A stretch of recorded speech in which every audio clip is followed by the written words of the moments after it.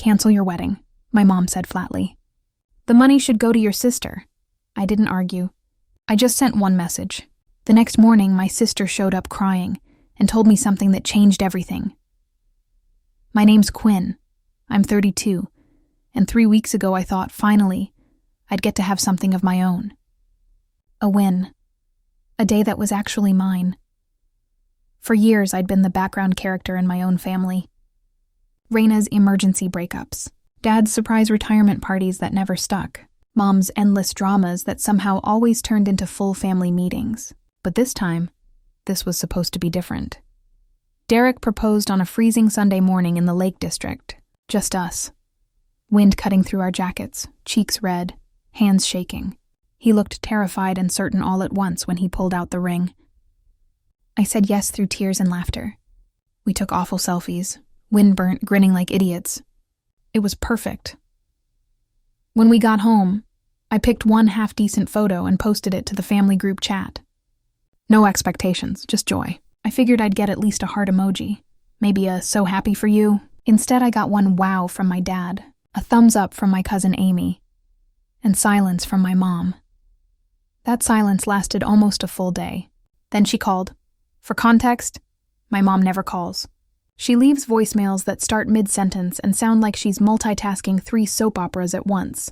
So when her name popped up, I thought, finally, maybe she's happy for me? I answered all smiles. Hi, Mom. She didn't even say hello. Quinn, she said, I think you should cancel the wedding. I actually laughed. I thought she was joking. Cancel the wedding? Yes, she said. Or at least postpone it. With everything happening with your sister, it's just not the right time. And there it was. The sacred name. Raina, my 27-year-old sister, currently unemployed, pregnant, living at home, debating whether to become a doula or a YouTuber. The baby's father? Unknown. We're waiting until the right time to find out, apparently. You want me to cancel my wedding because Raina is pregnant? I asked, trying to stay calm. She's overwhelmed, Mom said. She's carrying the first grandchild, and you're throwing a big party. It's inconsiderate. I stared at the wall. Inconsiderate. And think about the money, she continued, her tone soft but sharp. The food, the dress, the decorations. Do you really need all that? Raina could use some help. She's still sleeping on the sofa, Quinn. I wanted to laugh. I was paying for everything myself. The venue, the catering, even the flowers.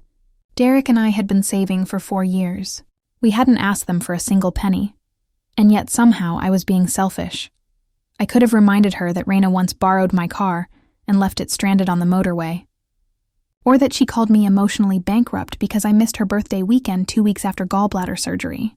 But I didn't. I just said, thanks for letting me know how you feel, and hung up. That night, I sat with Derek at the kitchen table and told him everything. He listened quietly, took a sip of his tea and said, uninvite them. I laughed. You can't uninvite your family, he shrugged. Sure you can. Just type it and hit send.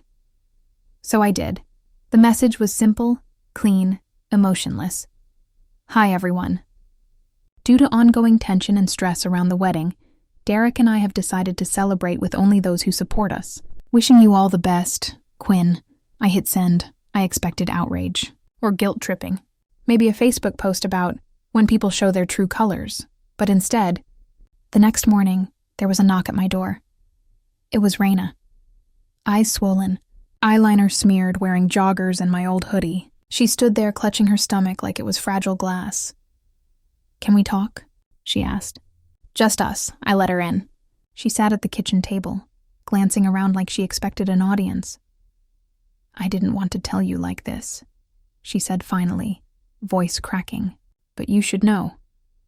I waited. She swallowed hard, then whispered, The baby. It's Derek's. For a second I couldn't breathe. The whole world just stopped. The radiator hissed. The clock ticked. And I stared at her, my mouth dry, my pulse roaring in my ears. She looked back at me, wide-eyed and trembling. We had a thing, she said. A few months ago he told me you were on a break. I never would have otherwise. I didn't move. I didn't shout. I didn't cry. I just sat there watching her face, waiting for the twitch, the grin, the wink, anything to indicate this was a twisted joke. It wasn't. Let me rewind. Before Raina sat in my kitchen and told me with trembling lips and theatrical sincerity that her baby might be my fiancé's.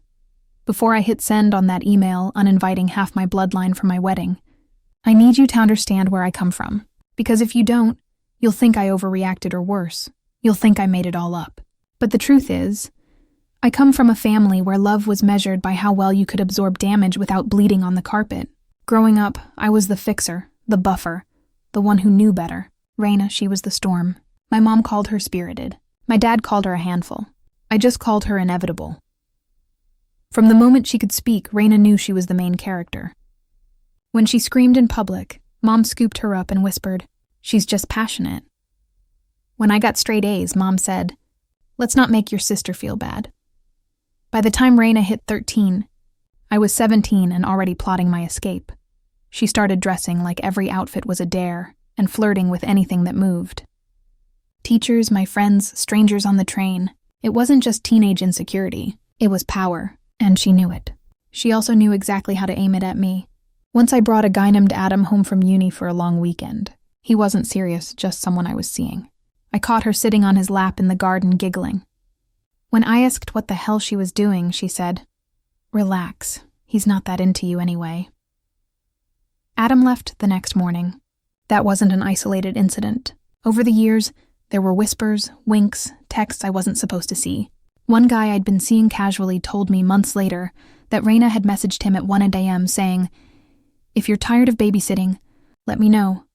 And my mother, she always found a way to blame me. "If you don't want competition, maybe be more feminine," she once said after I confronted her about Raina's behavior. "You're too stiff. Boys like softness." Every relationship I tried to build came with commentary. I dressed too severe, my laugh was too loud. My ambitions were intimidating. "You'll scare them off." My mom warned, men want to feel needed. So I chipped away at myself, sanded down every sharp edge until I was palatable, dateable, appropriately small. And when things didn't work out, she never asked if I was okay. She just shrugged and said, "Well, that's what happens when you act like you don't need anyone." I don't know exactly when I started believing I was unlovable. It wasn't a switch. It was erosion. A slow, steady process of being overlooked, dismissed, and dressed down by the people who were supposed to lift me up. Which is why when I met Derek, I genuinely thought he was a prank. We met at a university alumni mixer of all places. He was standing alone at the drinks table debating whether to go with red or white. I told him the red was safer. He laughed and said, "I trust you." I should have known I was doomed. He was kind, not in a performative way. Hellestend, ask questions. When I spoke, he made eye contact and didn't interrupt. Not once. The first time he complimented my dress, I said, "Really?" I thought it made my shoulders look aggressive. He frowned and said, "Aggressive shoulders? Is that a thing?" It threw me off more than it should have. I was used to compliments with qualifiers. Pretty, but try smiling more. Smart, but don't be too much. But Derek just liked me as I was. I waited for the catch. Was he broke, secretly married, into conspiracy theories? Nope.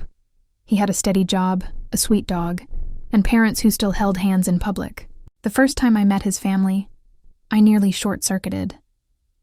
His mom hugged me at the door and called me love before I'd even said hello. His dad asked about my job and actually remembered the answer when I mentioned it later. They laughed, not at anyone's expense, just because they were happy. After dinner, I stood in their kitchen, awkwardly holding a plate, unsure what to do. Derek's mom gently took it from my hands and said, "You're a guest. Go relax." I almost cried on the spot. No one had ever told me to sit down in a kitchen before. I didn't know love could feel like that. Spacious, safe. And once I had a taste of it, going back to my family felt like stepping into a haunted house with the lights on. I noticed things I used to shrug off. The way my mom compared every single one of my decisions to Raina's. Raina got pregnant by accident. She's following her heart. I planned a wedding after saving for 4 years. Seems a bit showy, Quinn. Who are you trying to impress? Raina asked to borrow money. She's just in a hard place. I said no for the first time. Wow. Cold much? Every time I stood up for myself, they acted like I was committing arson. So I stopped trying to explain myself. I chose my peace over their approval. I stopped bailing Raina out.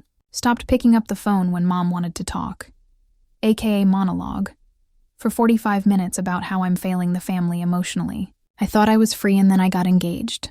That's when the pressure returned like a bad habit.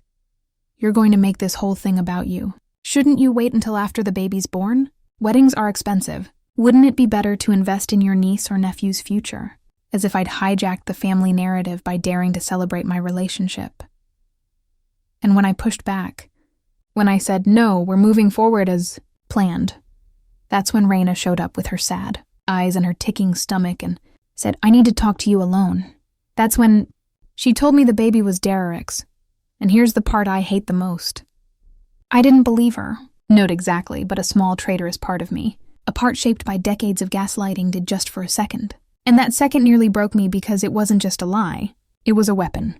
And the worst part, I was already conditioned to accept that maybe I deserved it.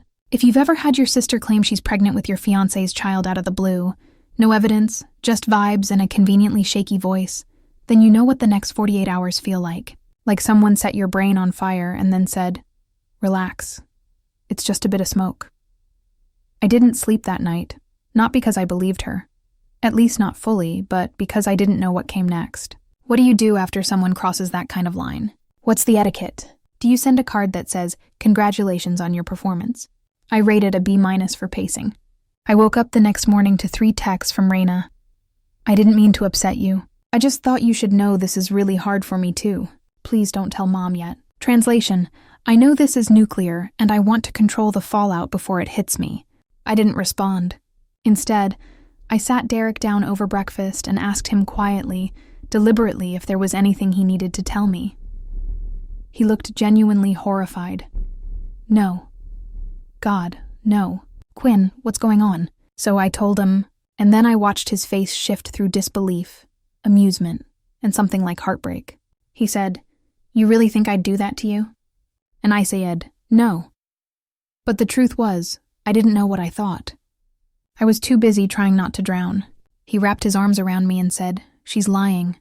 We both know that she's always needed attention. And now with you getting married, he didn't have to finish the sentence. She couldn't stand the fact that for once I was the headline. That afternoon, I did something I probably should have done years ago.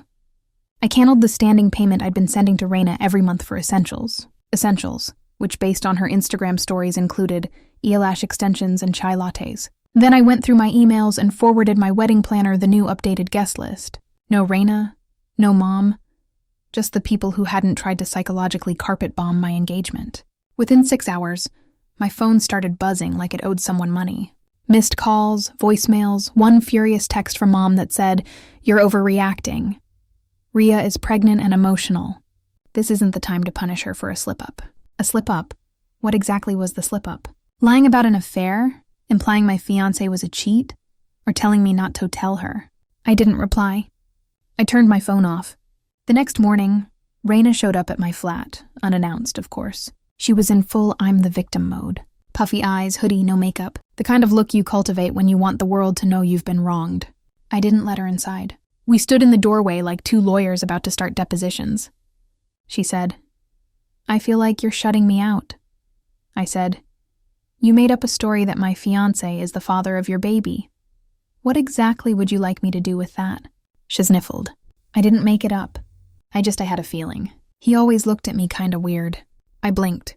You mean like how most humans look at the woman who destroyed their partner's car keys with a glue gun? She flinched. That was an accident. No, Raina, that was psychotic. She shook her head. You always twist things, ever since we were kids. Oh, here we go. The great retelling of Quinn is the harsh one. The joy killer. The unfun sister who never let Rhea just be herself. I said, Rhea, I'm not interested in your version of history. You lied, and now you're facing the consequences. Then I closed the door. Not loudly, not dramatically, just firmly. Because if there's one thing that drives people like Raina crazy, it's not getting a reaction. The next escalation came quickly. My mother called Derek. Yes, my fiancé. She left him a voicemail so syrupy it might as well have come with a free pancake. Derek, sweetheart, I just wanted to say I know none of this is your fault. I know you'd never hurt Quinn, but she's very emotional right now. Maybe you could talk to her, calm her down. She then followed it up with a text. I know you'll do the right thing. She's just overwhelmed. Overwhelmed. I wasn't the one fabricating paternity plots. I played Derek the messages. He laughed, but not in a funny way. More in a is this real life or a tell Nala kind of way. Then we made a decision. We were moving the wedding date up. Not out of fear, out of freedom. We didn't want to spend another 4 months waiting for the next sabotage attempt. I told my planner. She was thrilled. Apparently, our venue had just had a cancellation, and she could shuffle everything around with minimal chaos. We were back on track for about 20 minutes. Then the group text happened. Rhea added, "Me, Derek, Mom, Dad, our aunt, who only shows up when there's gossip, and a few cousins who haven't spoken to me in years." She wrote, "Just so everyone knows, I've been uninvited from my own sister's wedding for telling the truth.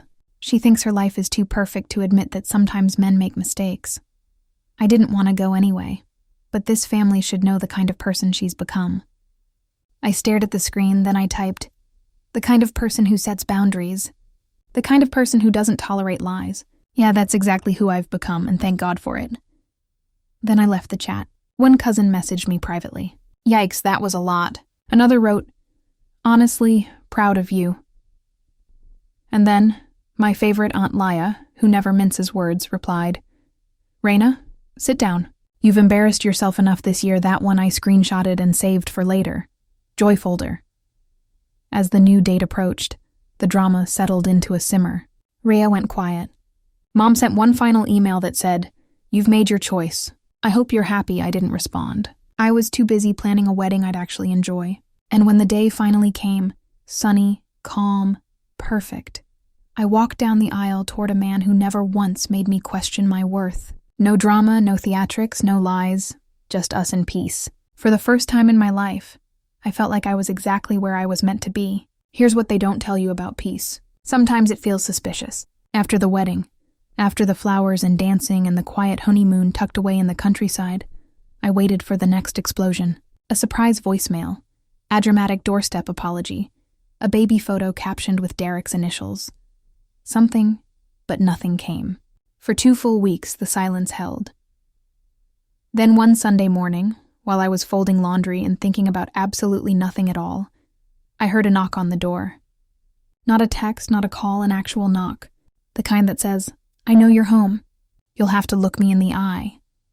I opened it, and there she was. Raina. Her face was stripped bare. No makeup, no posing. She looked older than I remembered, tired, or maybe just real. She stood there for a moment, then said, "Can I come in?" I didn't answer right away. I didn't owe her that, but eventually I stepped aside. She sat on the edge of the couch like she thought it might bite her. "I'm not here to start anything," she said. "Good," I said, crossing my arms. There was a long silence. Then she exhaled. I lied. It took me a second to process it, even longer to believe she actually said it. "You lied," I repeated. She nodded, looking down at her hands. "Derek's not the father. I made that up. I didn't say anything. Because honestly, what could I say?" She continued, "I wanted to hurt you. That's all it was." Still, I said nothing. Raina leaned back on the couch and stared at the ceiling like the truth was written there. You know, I never used to believe in love. Not really. I dated because it was fun. It was easy. I didn't think it was real. I sat down across from her but didn't speak. Just listened. "Then last year I met this guy," she said, and her voice went soft. "Nate, we met at a concert. He wasn't like the others. At least I thought he wasn't." She gave a humorless laugh. I actually caught myself smiling at texts, making excuses to see him. I even deleted my dating apps, first time in years. And I asked, though I already knew, and the second I brought up being exclusive, he bailed. Said I was coming on too strong. Said he wasn't ready for anything serious, then ghosted me completely. Raina swallowed. That was the guy. The father? I haven't even told him. I couldn't. I was too embarrassed. She wiped her eyes roughly with her sleeve. I was the player, Quinn. That was my whole identity. And suddenly I got played and pregnant. I didn't know how to process it. I still don't. I could feel my heart softening but not breaking, just shifting. "Then you got engaged," she said. "And you looked happy, like real happy with someone solid. A guy who doesn't play games." And it made me feel she trailed off. "Alone?" I offered. She nodded. "Yeah. Like I'd lost something I didn't even know I wanted until it was already yours." Then she looked me in the eye. "I told myself he'd cheat eventually. That all men do. So I might as well prove it to you before it happened." "That's twisted," I said quietly.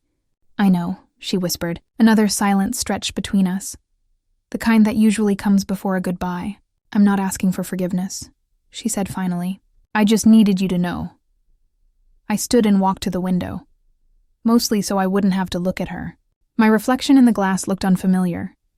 Stronger, maybe, a woman who didn't flinch anymore. You hurt me, I said, more than anyone ever has. I can't just forget that I don't expect you to, but I also think I understand you more now. She looked startled, like that was the last thing she expected. You're not evil, Reina, I added. You're just used to operating like love is a game, and you finally lost. She nodded slowly. Yeah, I did. We didn't hug. No dramatic reconciliation. No slow music or swelling violins. Just a long, heavy pause, and then she stood up. I'll go, she said. Thank you for listening. She walked to the door and opened it, then turned back. And Quinn? Yeah, I meant what I said before. He's one of the good ones. You picked well. I watched her walk down the hall and disappear around the corner. And just like that, the war was over. Not forgiven. Not forgotten, but over.